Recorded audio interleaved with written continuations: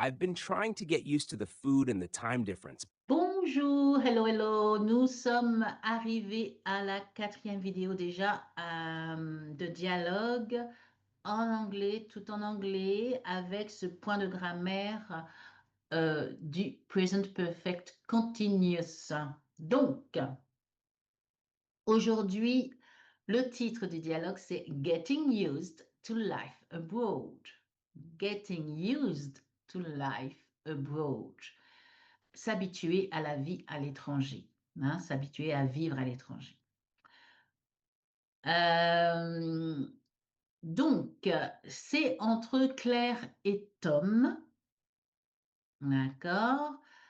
Peu importe leur prénom, mais bon, c'est pour pas qu'il y ait les mêmes prénoms à chaque fois, tout simplement. Et après, comme d'habitude, les questions en français, les questions en anglais avec les extraits dès où il y a la réponse. Même si vous ne mettez pas de commentaires, pourtant, c'est très important pour moi. Mettez un pouce, partagez avec des amis, des collègues qui pratiquent leur anglais, qui veulent s'améliorer à l'oral, à la compréhension. Et, et écoutez attentivement le dialogue qui vient maintenant.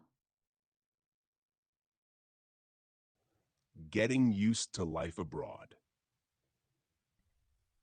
How are you feeling today? You look a bit tired.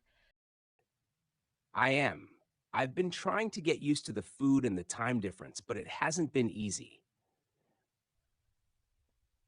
I can imagine. How long have you been feeling like this? For several days now, I've been waking up very early, so I feel exhausted during the day. And what about the food? It's good, but I've been eating at different times, and my body hasn't adapted yet. That's normal when you travel. Have you been resting enough? Not really. I've been exploring the city a lot because I don't want to waste time. That explains it. You've been doing too much at once. Yes, I think I need to slow down. J'ai l'impression qu'il est un peu plus court que les autres, hein? Ah, j'étais gentille pour cette semaine pour vous. Alors, les questions. La première question de compréhension en français, c'est quelles difficultés Tom rencontre-t-il depuis son arrivée à l'étranger? Quelles difficultés Tom rencontre-t-il depuis son arrivée à l'étranger? Je ne sais pas dans quel pays il est, mais ça doit être loin de chez lui. Et la deuxième question, c'est pourquoi Tom se sent-il particulièrement fatigué?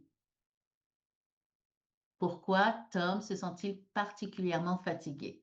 D'accord?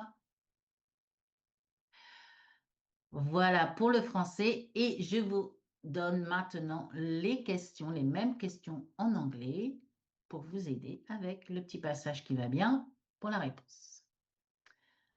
Donc, la première question en anglais, c'est What difficulties has Tom been experiencing since arriving abroad?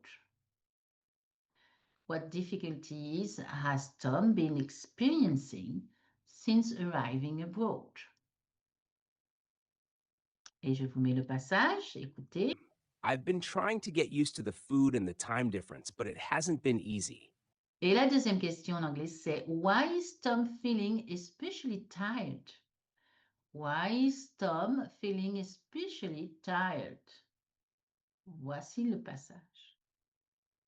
I've been waking up very early, so I feel exhausted during the day. Réfléchissez bien, prenez l'habitude d'écouter un petit peu chaque jour pour vous habituer au dialogue, aux voix, à ce qui se dit, à la fluidité. D'accord? Mettez-moi des commentaires et je vous dis see you next week. Bye!